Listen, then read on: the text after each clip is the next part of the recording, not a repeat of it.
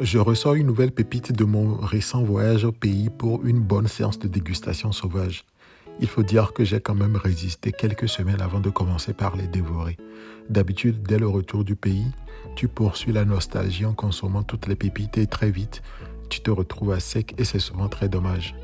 Bonjour et bienvenue sur ma chaîne pour cette nouvelle séance de dégustation sauvage.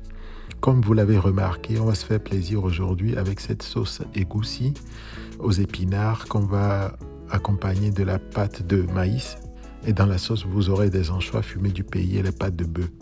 Je commence tout de suite par la préparation de la viande, c'est-à-dire des pâtes de bœuf que j'ai donc mis dans mon multicuiseur. J'ai rajouté toutes les épices d'assaisonnement qu'il faut. Et à côté, j'ai commencé par traiter les épinards. C'est toujours très intéressant d'utiliser des épinards frais pour cette sauce. Ça vous permet d'avoir un aspect visuel et aussi gustatif assez intéressant. Avec le multicuiseur, vous avez vu que ma viande est totalement tendre et bien juteuse. Le process de préparation est assez simple et pour ceux qui ne l'auraient pas encore fait, je vous conseille vraiment d'investir dans un multicuiseur ou à défaut une cocotte minute.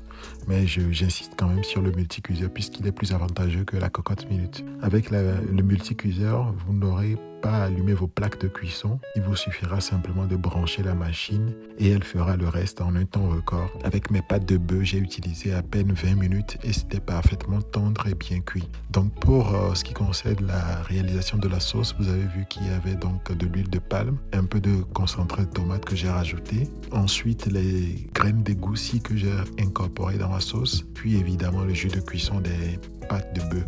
Là, c'est donc l'assaisonnement classique que je rajoute, donc mon mélange d'épices. Et ensuite, je vais compléter avec un peu de sel et un peu de bouillon. Je vais ensuite, évidemment, rajouter mes anchois fumés dans la sauce. Alors, les anchois fumés ici étaient déjà... Enfin, c'était pas très sec, donc c'était facile à consommer directement.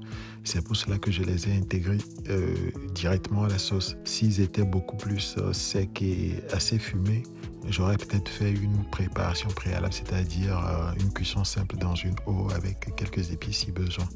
Mais là, il n'y avait pas besoin, donc je les ai rajoutés directement dans la sauce. J'ai aussi rajouté un peu de piment pour tout de suite démarrer le fait de donner du goût à la sauce. Et ensuite, lorsqu'elle a bien mijoté, qu'elle est prête, je vais ensuite rajouter les pâtes de bœuf que j'avais déjà préalablement cuit. Je vais ensuite incorporer dans ma sauce les épinards hachés, puisque c'est la dernière étape avant la dégustation du plat. Donc les épinards crus, comme je le disais, ça apporte un aspect visuel très intéressant et puis évidemment que le goût aussi est beaucoup plus intéressant que lorsque vous achetez des épinards qui sont surgelés. Et donc lorsque ma sauce est prête, je vais ensuite rajouter les pétales d'oignon. Moi j'adore les oignons et je les aime aussi légèrement croquants dans la sauce. Donc c'est pour cela que je les ai rajoutés en fin de cuisson.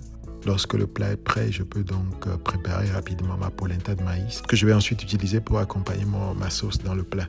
Évidemment qu'il faut une petite boisson si besoin et on peut donc passer à l'étape de la dégustation sauvage. Voilà donc le process pour la sauce avec le point très intéressant de la cocotte minute ou alors du multicuiseur si vous avez la possibilité de l'acheter.